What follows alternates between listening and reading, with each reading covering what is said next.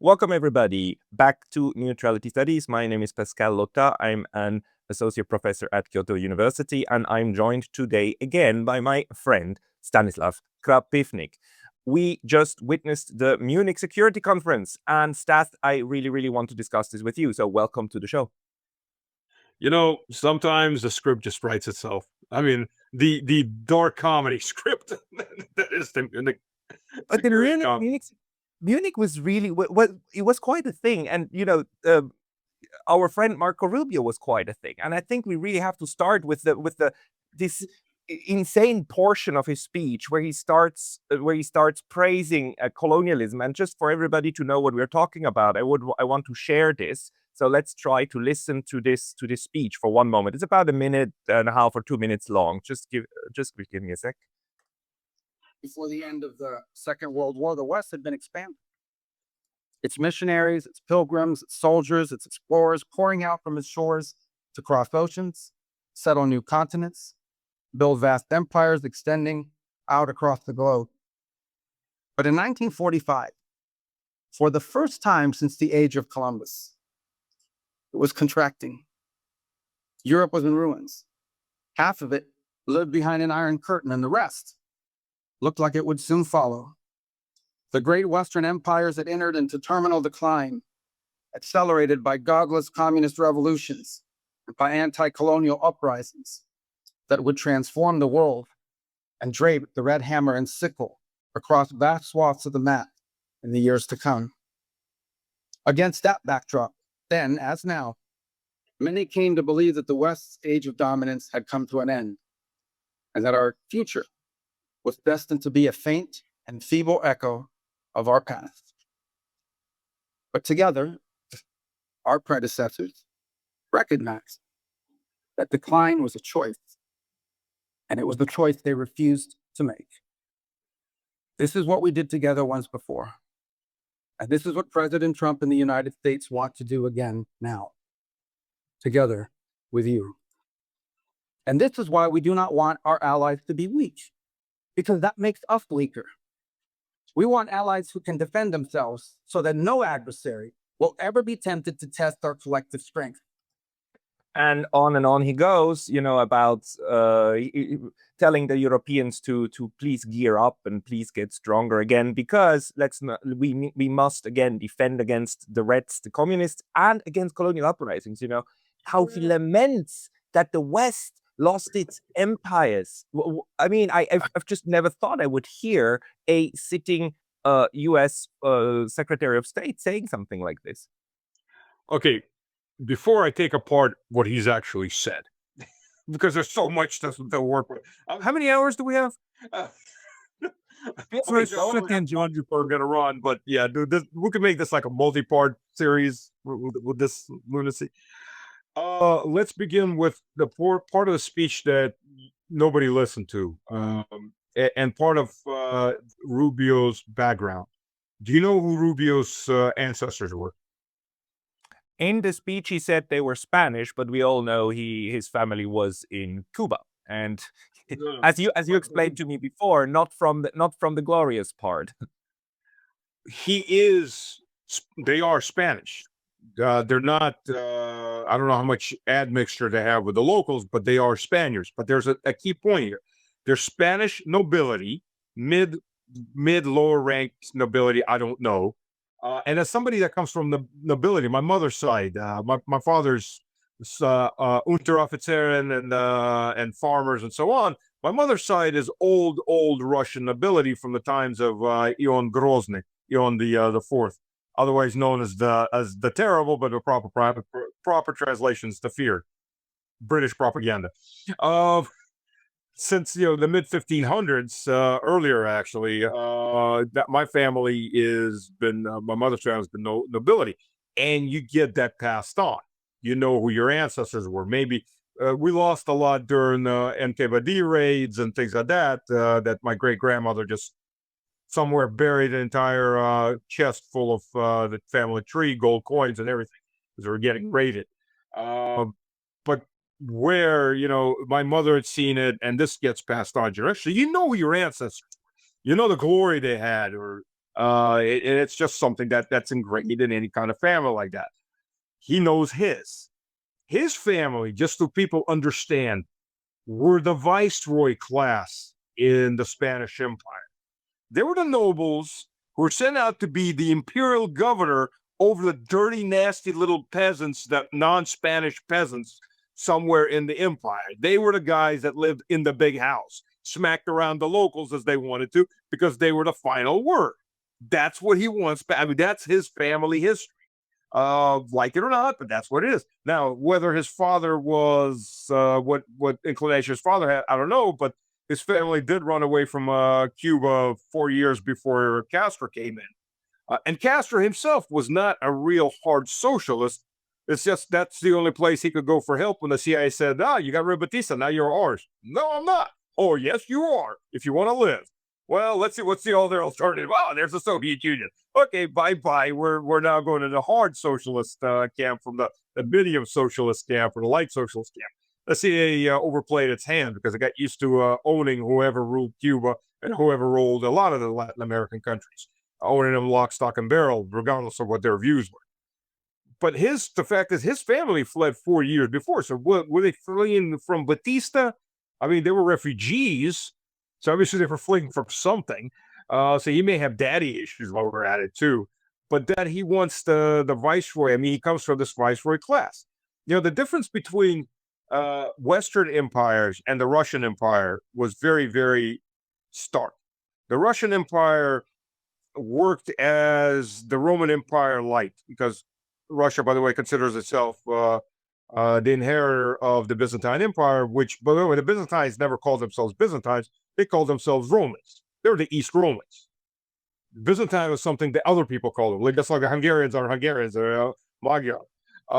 So when the Roman Empire took over territories, they had revolts in those territories by the locals, not to be free, but to become Roman citizens. In fact, they had an entire war up and down the entire Italian peninsula. All these vassal states said, look, if we're going to be part of this, we want to be full Roman citizens. Screw this second-class tier or anything like that.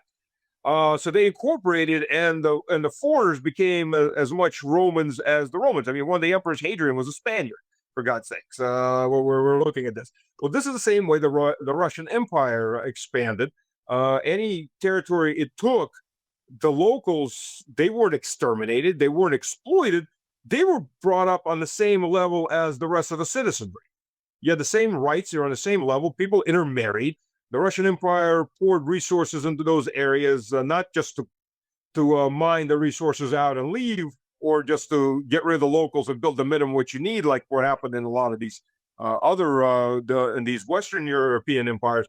But they built cities, they built universities. They taught if the locals couldn't read and write, because you had all kinds of different peoples, they taught them how to read and write. They created languages, written language for their language, plus Russian. And they converted them to Orthodoxy by the church going in, converting a few locals, sending them to seminary, and then they came back to convert their own people. It's easier that way. It always is. But the point being is, Back Russia, to Rubio. Yeah, Back to Rubio. Well, and it's a big difference right there. The way Russia did it, with 180 ethnic groups outside of Slavs making up the other 18% of the population, versus the Spanish Empire, the French Empire, and so on, that just you exploited the locals, you exploited and you brought in your own people as the upper class in this area, and you brought in the viceroys who were the upper class in this area. So this is what's on his mind. Sorry, I know I went off on a little bit tangent, but everybody's somewhat familiar with the way the Western empires were. They're not familiar how other empires worked. Well, it's empire, but it's not empire. So that's part of his background for making this speech. So the man said basically 500 years of Western civilization can all be boiled down into one achievement: empire. Never mind the art, never mind the literature, never mind anything. It's empire, baby. That's the only thing that counts. Hey, very brief intermission because I was recently banned from YouTube, and although I'm back, this can happen anytime again. So please consider subscribing not only here, but to my mailing list on Substack. That's pascalotta.substack.com. The link's going to be in the description below, and now back to the video. Yeah, but he that's- actually adds that. He says, right, we brought art and culture and science to the world, and then the worst thing that happened after 45 is that we stopped doing that. That the West contracted, right? This idea that no other part of the world is able to produce something on the level and the standards of the West. The West needs to go and bring it, right? This is like, I mean, this is 19th century colonial speech. It's just quite weird because until now, at least since the 1950s, until the 2025, we, even when the West did that, they at least said, oh no, we're doing it for humanitarian reasons, for human rights. We're doing it for the good of the planet. We're all equal. Everybody's a family, right? But sometimes the family needs a little bit of punishing in order to be sure that we all stay together. But everything together. Now this is just like, no, flipping the table. Mistake. We go back to bringing you what's good for us, and we demand that you give us what belongs to us with hard power. And by the way, Europe, you got to do your part for us. And here's the interesting thing too. I expect Rubio to know this. The interesting thing about America, the founding of America was a revolt against empire. Right? They took a very large chunk of the British Empire and said bye-bye. No, this is beginning. I'm not talking about when America turned into empire. That came a bit later. And two, if you read what the founding fathers, you read the Federalist Papers, you read any of the documents, they said they were the anti-Europe. Yes, and no. You have these two wings. The Federalists, yes, but the you always had the Jeffersonians, right? Who, on the other hand, said, no. We are basically, this proto-liberalism of we are the French Revolution of the Americas. Right. So we need to revolt together with the French against what's wrong and bring, enlightenment. And that's this prototype of the neocon and neoliberal mindset of we bring salvation to the world. There is that moment too, but they were anti of what the French establishment was and the French power that broke. By the way, the French Revolution was the fault of the Americans. But not because the Americans wanted the French to be free or some other than that, because the Americans betrayed the French. This is something that's not taught in American schools. But if you go down the French Revolution by not Thomas Jefferson White, Benjamin Franklin. Yeah, Benjamin Franklin was the ambassador to the French court. He convinced Louis to go into massive debt to supply the Americans, and then you get exclusive trade rights with the U.S. So by the second, third battle, Washington had lost all of his cannons. The U.S. was running the Continental Army. I'm not gonna say the U.S. There was no U.S. at that point. The Continental Army was running out of gunpowder. They were talking about the Continental Congress was talking about mass production of longbows. They'll just stand there and shoot longbows at arrows at the British. By the end of the American Revolution, the entire American fleet, all the gunpowder, all the cannons, and half the soldiers were French in American uniforms. Well, Yorktown falls. The Americans rush with the British, sign a separate peace deal, and give the British exclusive rights. And the French are left out of the cold, plus they're still at war with the British. So they get the raw end of this deal, plus a few bad harvests, and you get the revolution. And the Americans, there was even what was called the False War, because the French were demanding repayment. The Americans saying, no, we're not going to. And they started grabbing each other's ships. The French were winning that battle. But then the French Revolution happened. So yeah, that's not found in American schools. Betrayal. I know, and I'm glad you're bringing that up. But the whole story that you're describing, I mean, this is well known, but it's also an intercolonial war, right? This was not a war because the other side of the war against the indigenous population, which then later on the United States also decisively won by basically exterminating the indigenous population and undoing all political structures that used to be on the continent.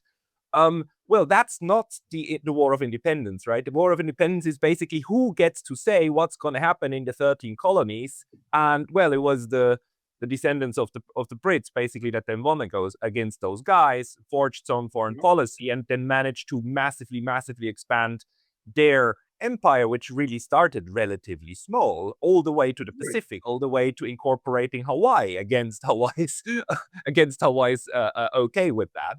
And it's just a massive history of expansion. And then in 45, I mean, all of that language got changed.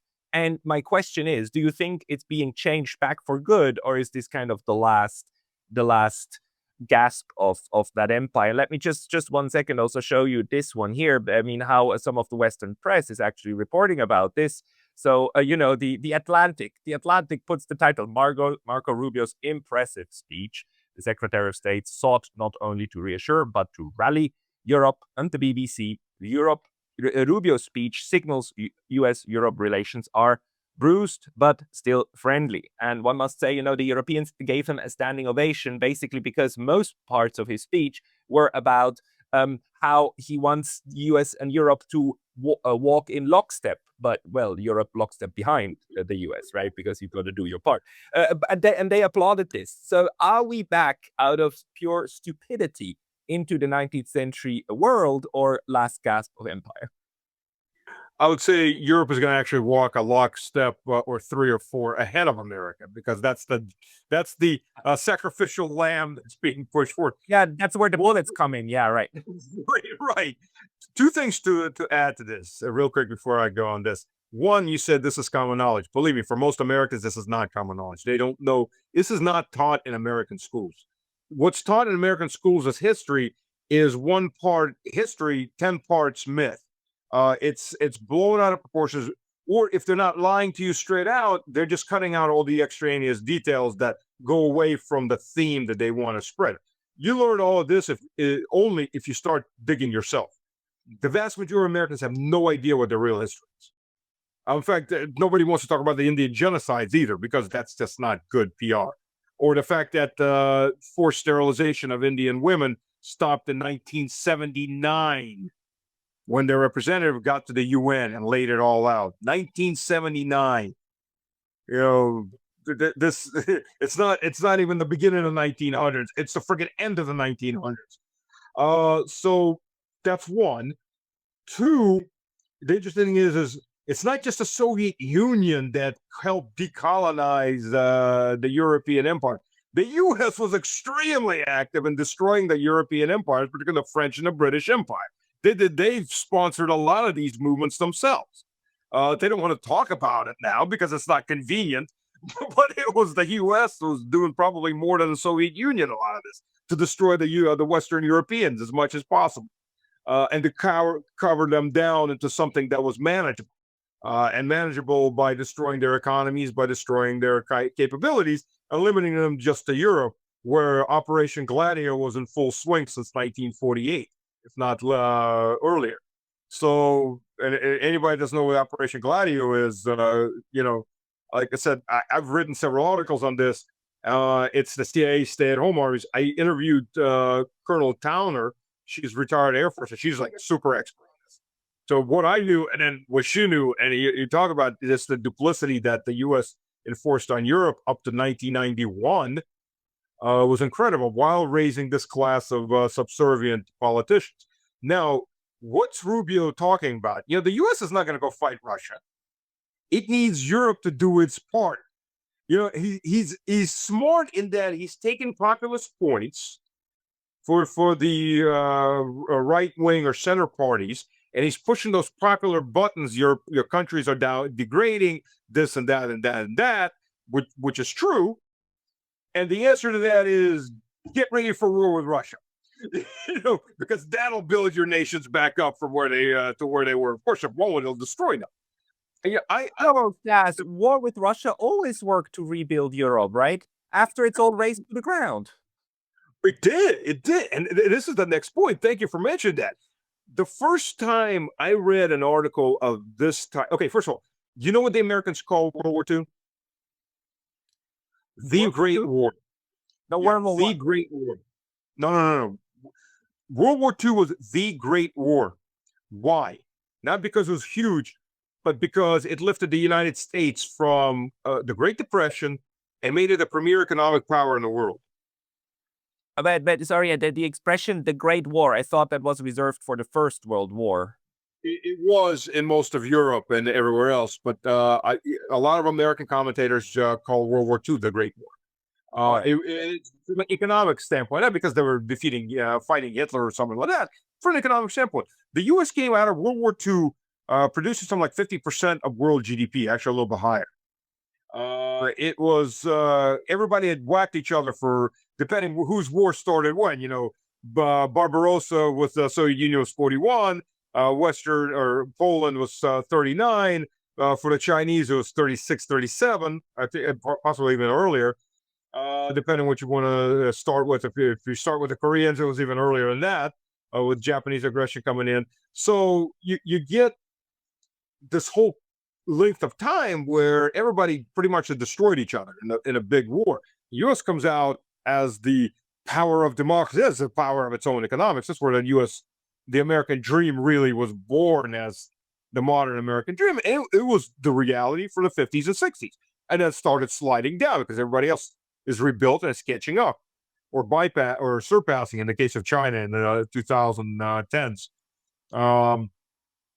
So from this point, the first article I read, it was in Forbes in 1999 to this theme of we need another great European war. Because the U.S. is going to be able to write off the debt, become a creditor, and rebuild Europe again. So we need another big war in Europe.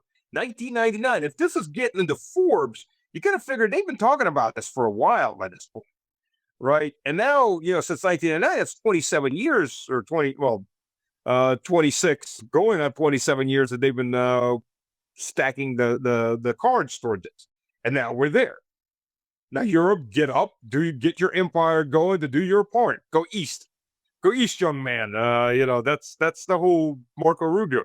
But he pushed the right buttons to get people that otherwise would go,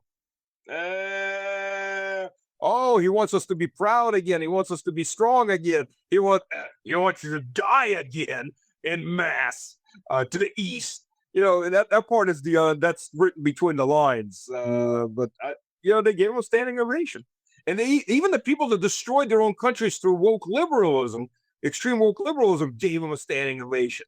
The people that, by the way, destroyed their countries by mass migration, by destroying your energy infrastructure, and so on, gave them a standing ovation. So I don't know what to say. They're just idiots.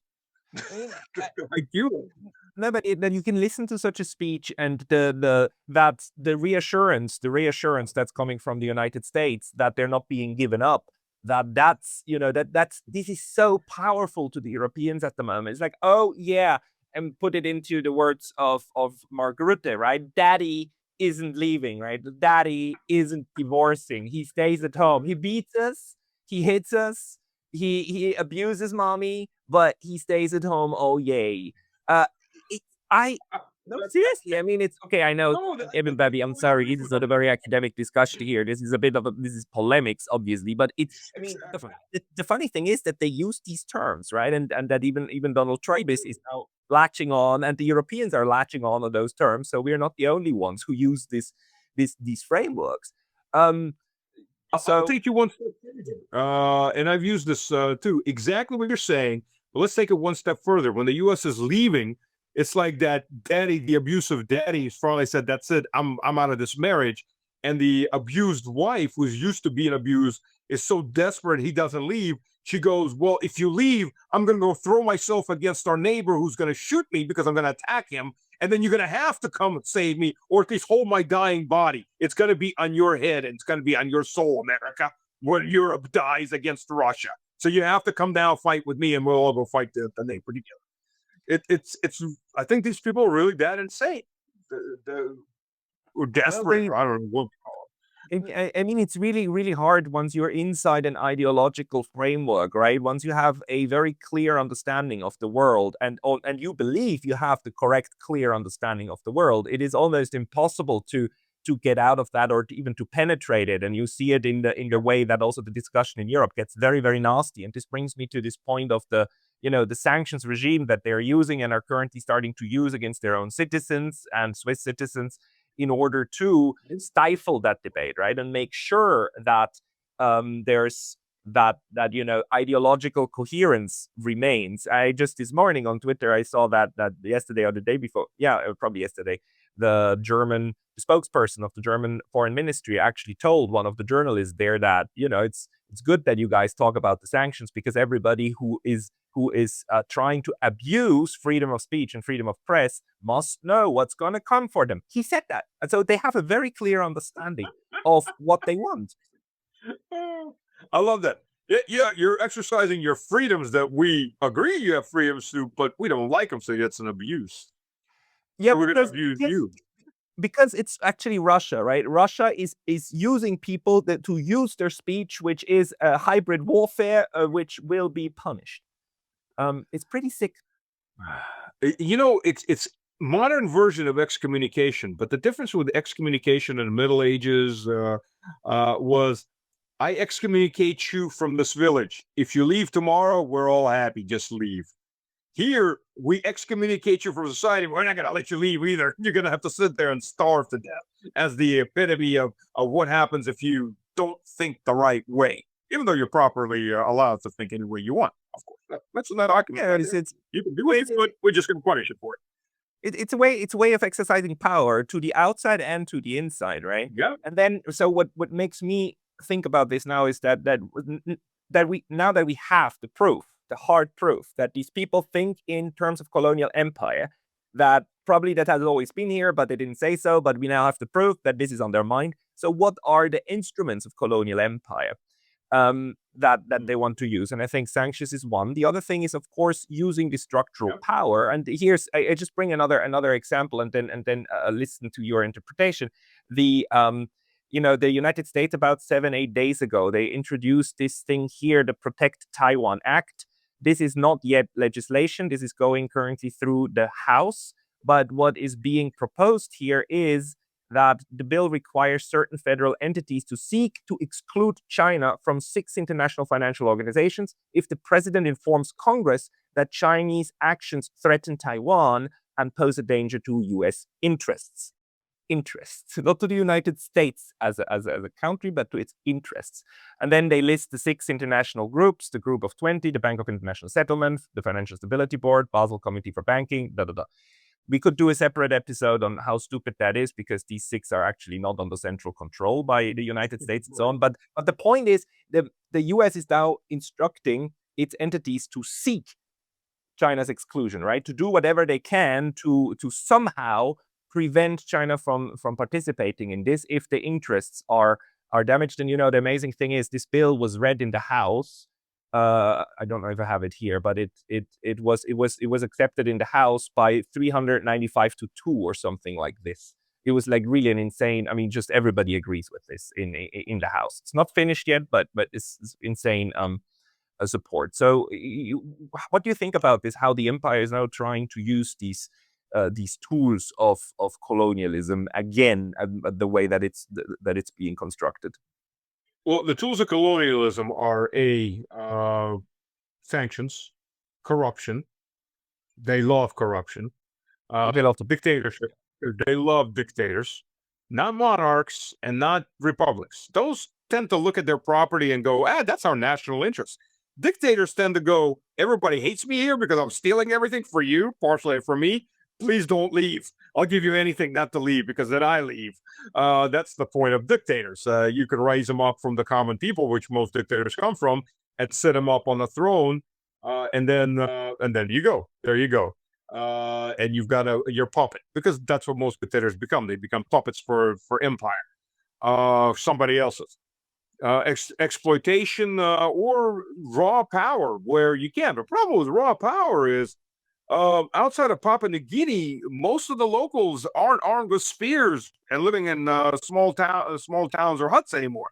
They're living in large cities that have full internet integration, have missiles, especially the more important locals, like say Indonesia, say Malaysia, say China, say even Japan for that matter. and at one point was under America opened Japan up for trade by bombing its ports. People that kind of forget about Admiral Perry's little expedition there. By fun fact, by threatening its sea lanes of communications. The Japanese were not that afraid of the cities being under threat. It was a problem, but the Americans made it clear that they would shoot down all of their internal sea lanes at the sea lanes of communication. And in a country where you banned wheels from transporting stuff, you needed to transport food on the sea lane. So it was actually they threatened a maritime blockade, an internal one, and it worked. Exactly. So the Japanese went, well, we can become like China and get divvied up, or we can become like these guys. Russia's being invaded by the West since 1012 AD. Stanislav Krapivnik, the Crown Prince of Krakow, and his Holy Roman Empire allies. So this is the empire, except for Russia. Everybody else has been at one point or another under the heel of empire directly, of one of these empires. Russia's the only one that they couldn't fully conquer. When they hate us so much, by the way. Oh, because we just keep fighting back. The Thais are very proud that they were never colonized. But let's. Okay, that's great. That's true. And the Ethiopians, but we helped the Ethiopians when there was a Kazakh expedition to Ethiopia to find. It's a geological expedition. There was one escadron of Kazakhs as guards, 100 Kazakhs. And a lieutenant colonel in the Kazakh forces plus scientists that went into the deep jungles to find the mouth or the source of the White Nile.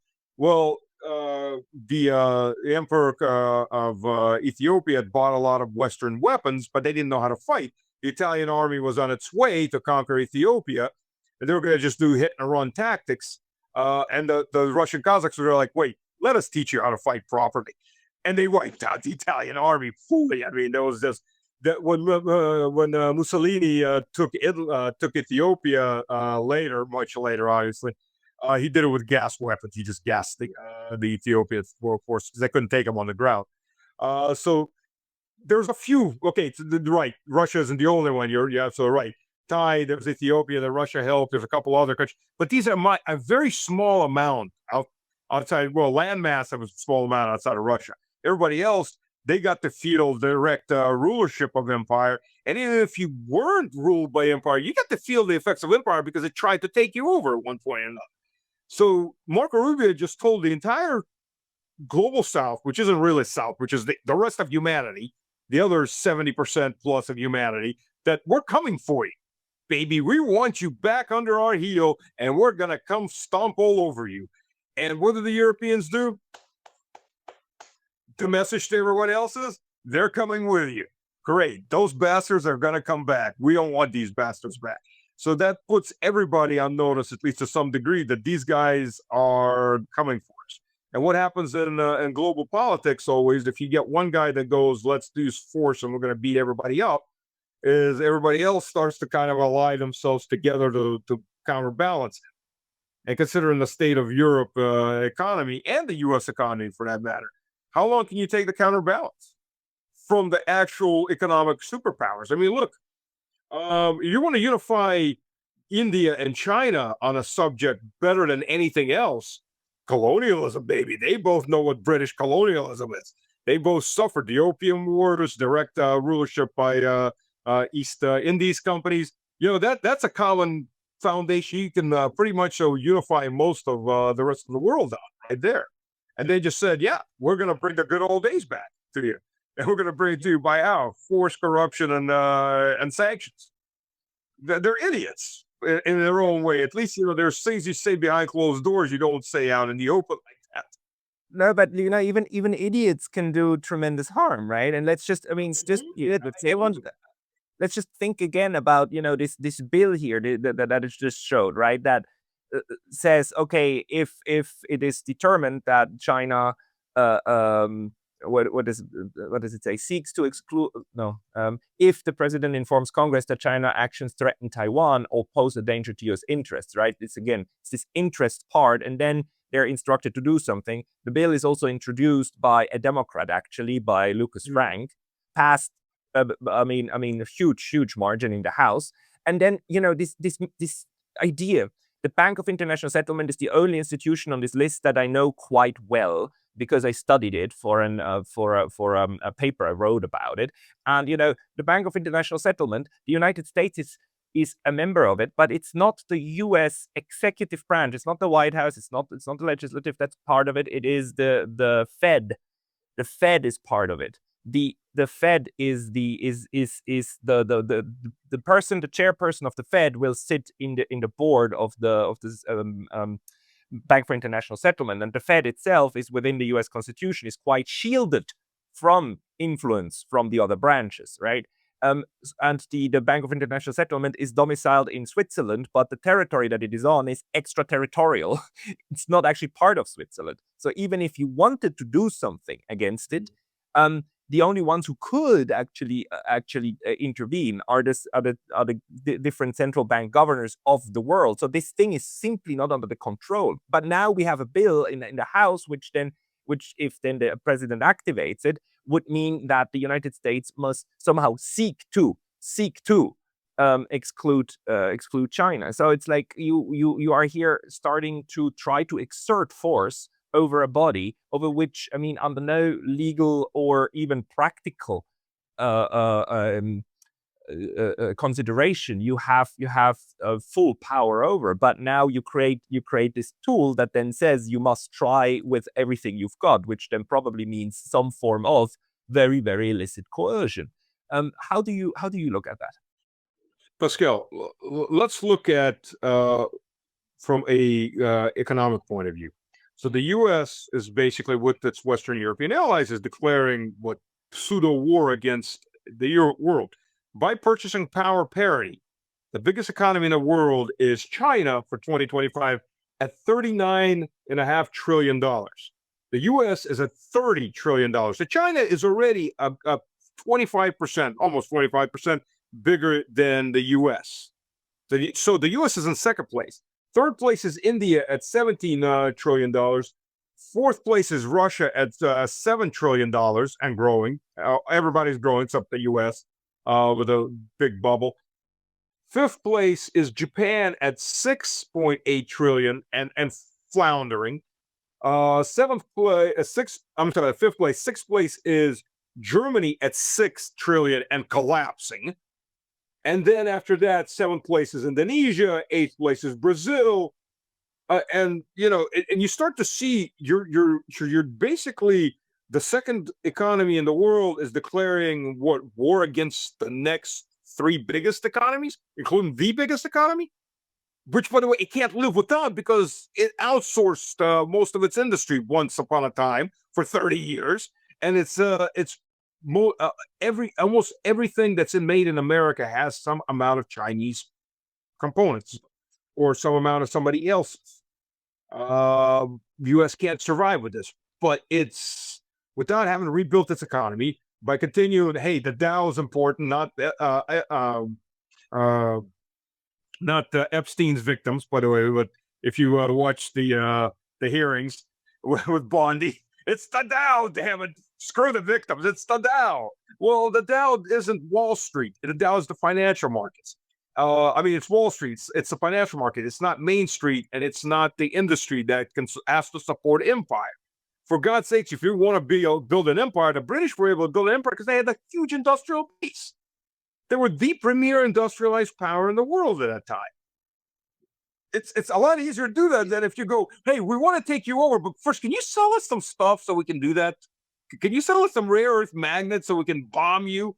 Seriously, we're almost out. Please. Sorry, who was it Marx? No, was it Lenin? Lenin who said the capitalist will sell us the rope on which we will hang them? I think we have to. It was either Marx or Lenin, but it was one of those two. Probably Lenin, but we have to change that now. In the 21st century, we have to switch it around. Say like, they will buy from us the rope on which they will hang themselves. It's like, it's amazing. Yeah, exactly. It's insane. Anybody with more than two synopses trying to strangle each other would have to take a step back and go, how much sense does this make? There was a great parody skit done. It was on YouTube of Australia. So the ministers in Australia are sitting there, and the defense minister saying, "Yeah, we've got to double our defense budget because we have to protect our trade lanes against incursion from Asia." And he's like, "Well, what nation in Asia?" "Well, Asia." "Well, what nation in Asia?" "Well, Asia." "Well, just give me a nation." "China." "Okay, so we have to double our defense budget to defend our trade lanes against incursion by China. Who's our trade partners?" "Well, Asia." "Well, who in Asia?" "Well, Asia." "Well, give me a name." "China."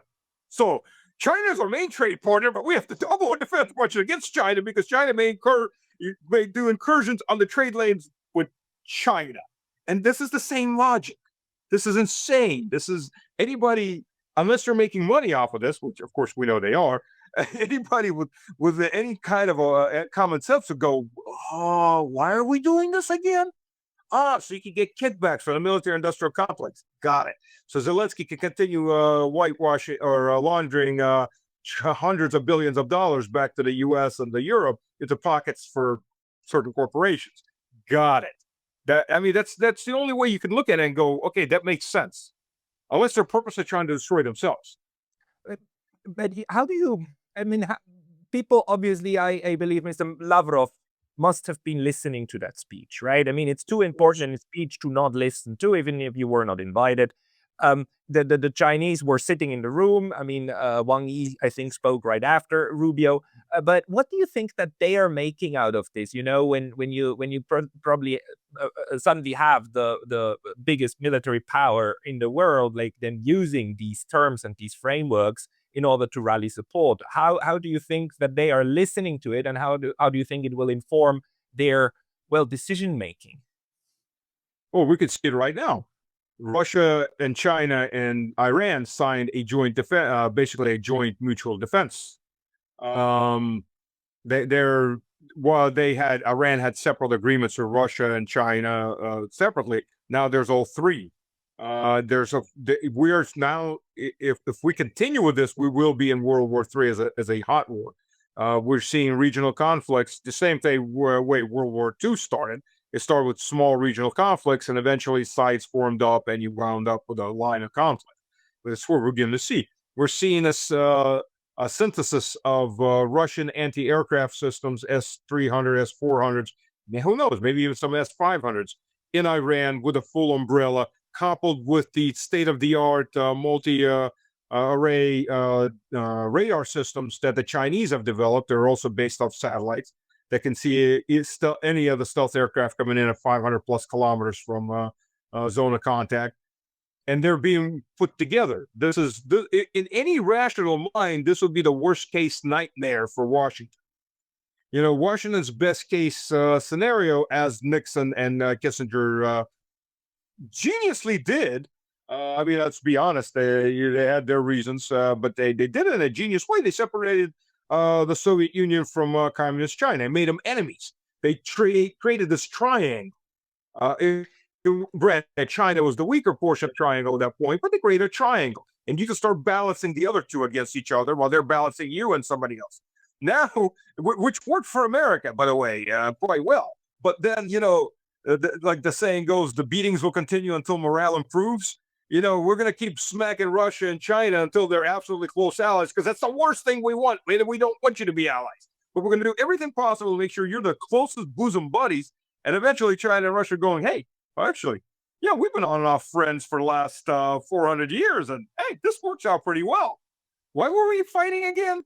Oh, we had an Englishman spend the night in our house. That's how it goes. So once alliances are formed, they're a lot harder to break apart than the best thing is not to allow them to form, especially when they're backed by economic alliances. On top of that, economic is really good. Although I would still argue that the Russian, Chinese, and Iranian version of alliance is a much more independent and sovereignist version than what the West understands, because for the West, alliance means integration and interoperability and da-da-da-da-da. For, I would argue that the Russians and the Chinese, it means to walk in a similar direction, but maintain a healthy dose of sovereignty in the process. And the Iranians too. I mean, they've been very, very reluctant because also of some memories, and the appreciation. No, I mean, indigenous. We cannot switch indigenous capabilities for foreign assistance, even from the ones who do really want to help us, because that's what the Europeans are doing. Swiss buy their F-35s from the United States, and everybody in Europe does, right? And thereby you immediately basically hand over the keys to national defense to, well, the greatest ally, the one that then in Munich says, I'm here for you and I want you to march ahead of me in this battle that we're going into. Well, I would qualify what you're talking about with Russia, China, and Iran, and North Korea, Iran, and Belarus. Well, maybe not Belarus. Belarus is a slightly different relationship between Russia and Belarus as a unified state, which is kind of really something between. But for the others, that's a classic alliance. What you're talking about is a classic alliance. What we see in the West is an alliance. It's vassalhood. It's dubbed as alliance, but it's vassalhood. We're the overlord. You're a bannerman, and you will do what we tell you and come to fight when we tell you. We want to go to Afghanistan. God bless it. You're going to be in Afghanistan, dying for whatever reason. And then we're going to insult you and tell you you didn't do anything. And they're going to go, oh, but we died for you. Yeah, you died for what? You didn't die for your own interests. You died for somebody else's interests. You're going to be in Iraq because we said you're going to be in Iraq. That's vassalhood. You're the bannerman. You're going to stand up, or we're going to smack you down and replace your house lord with somebody else's house lord. I mean, this is feudalism in its own way, except feudalism on the size of nation states. It's incredible to watch. I mean, it's voluntary feudalism. It's voluntary vassalhood to a very large degree. Germany is an occupied country. Let's talk reality. It still is. So is Italy. You can have foreign bases on your country without being occupied, but they're occupied. I mean, but they're occupied. Their government's occupied. Their politics are occupied. And worst of all, you don't need Operation Gladio and the stay-at-home armies because they're occupied by sociopaths who are absolutely loyal to the overlord. And a lot of them, they go where when they get out of power? They go have a new career somewhere in the U.S. That's the standard. Or worst case, like was it not Sierski, foreign minister of Poland, Sikorski, Mr. Applebaum, husband of serving in the U.S. Army. So the foreign minister of Poland's son is serving in the U.S. Army. Is there a conflict of interest? I wish to say, this is the elites. It's a pseudo feudal system that they're quite happy with. The people. Let's stay realistic. Come on, the son of the vice president and then president of the United States, sitting on the largest oil on the board of the largest oil company of Ukraine. That, I mean, it's normal. It's not feudalism. It's not bribery. It's not corruption. It's the normal business. The way the cookie crumbles, the way the business works in the empire, for the good of the empire. The funny thing is, now we have it out in the open. that they're saying, no, that's what we want, and they're clapping to it. So it's getting more and more obvious, I would say, except for the people who are doing the clapping. The one thing you can thank Trump in his own crude way is he took the masks off. Yeah. I mean, in both times, this is the stuff, and I guarantee you they've been talking about this for years, if not decades. They just did it behind closed doors. Yeah, this is the stuff that the president should know about, and God forbid those foreign barbarians finding out about this. Oh God, this is our garden after all. But they didn't say things like that. Now they're out in the open. Even Borelli, people like that, are just out in the open, blurting the unsaid portion out into everybody's eyes. So the people that want to put on I guess, what rose color? It has to be blackened out glasses these days to see the fantasy that you want to see versus the reality. No rose color glasses are going to hide the muck. It's too much.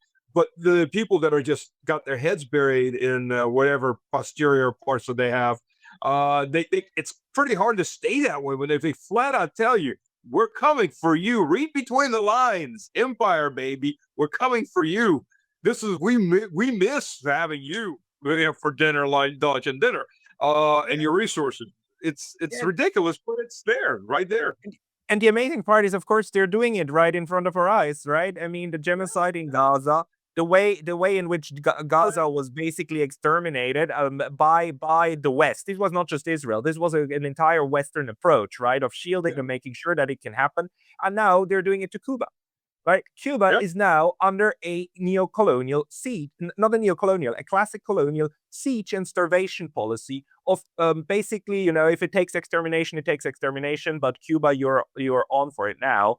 So Well, it's actually it's already being practiced. This whole approach. Cuba's going to be interesting to watch because I wrote an article. I'm going to say that they heard my article that Russia has to save Cuba by sending tankers and then military escort. Russia's sending it came out in the news yesterday, the day before. Russia's going to be sending tankers with fuel to Cuba. So I'm going to just claim that Putin read my article. I can't say he didn't because nobody knows if he did or didn't. But I'm just going to take blame for that. Since apparently I told him that when we were having breakfast together because apparently by Newsweek I'm a very close ally of Putin. I don't think the man knows I exist, but hey, there's always hope. But Russia says when you. I mean, go for it, go for it. Although, do please, can you please tell him that he should say 2 + 2 is 4 because it would destroy Western mathematics. But just be. I would love that. I would love that. I would love that. Anyhow, go ahead. Didn't you just vote that not only women can give birth, others can give birth? I don't know. No, world politics is crazy enough for me. I'm not going to venture into that part of our social confusions. But as a gay man, I do defend certain things, but not the madness of it. But let's go ahead with Cuba. Yeah, but that's a breakdown of society when you have something as obvious as it's like saying 2 + 2 is 4. Well, is it 4? And by the way, there have been articles in the U.S. on this level of idiocy that goes 2 + 2 is 4 is white racist mathematics. Yeah, It's I mean, this is. I would like to understand it. I would like to understand the chain of thought that leads to this. But yes, I don't think it is productive for purposes of building a functioning society. But let's leave it aside. Let's leave it just there and just we'll talk about it another time. But let's go back to Cuba because I think the argument isn't done of how you think this will play out because we stopped with Putin reading your argument. Yeah. Well, Russia says, proof is in the pudding when we see those tankers going. But the Russian government said they're going to send 2 tankers, or multiple tankers to save Cuba. So we'll see. Would the U.S. grab Russian tankers, not somebody that's quote questionable who owns it, where it's been flagged or reflagged 20 times, but actual Russian-owned tankers? That's an act of war. If there's a Russian military on those tankers, if there's a Russian naval escort with those tankers, that's an act of war. I don't think Trump's going to go for that. He's just going to take a step back. But what we're going to see in Iran, I don't know. That's going to be the test of how much guts the empire really has. Because as you notice, the Iranians in their negotiations, they're not taking a step back.